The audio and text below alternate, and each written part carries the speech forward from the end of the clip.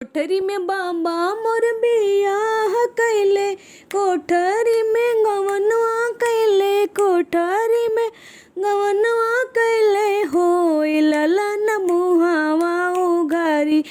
पिया देखले त धनिया बड़ी सुंदरी, चुंदरिया तोहरो बींजेला, चुंदरिया तोहरो बींजेला।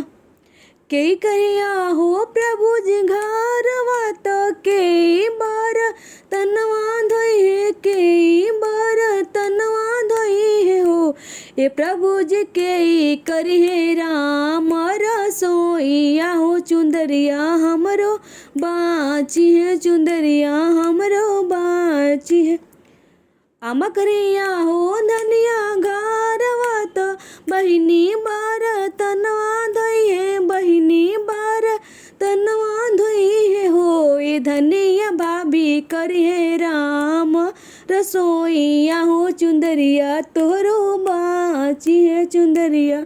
धनिया भाभी करी है राम रसोईया हो, चुंदरिया तोहरो बाची है, चुंदरिया तोहरो बाची जइए।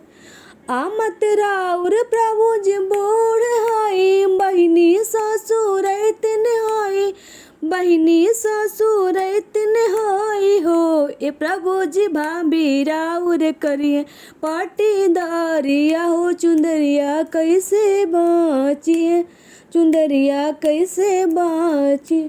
ए प्रभु जी भाभी राउर करिए पाटीदारिया हो, चुंदरिया कैसे बाची है, चुंदरिया कै। हमी करबो आहो धनिया घरवा तो हमी बार तनवा धोइबो, हमी बार तनवा धोइबो। ए धनिया हमी करबो राम रसोईया हो, चुंदरिया तोहरो बाची जइए, चुंदरिया तोहरो बाची जइए।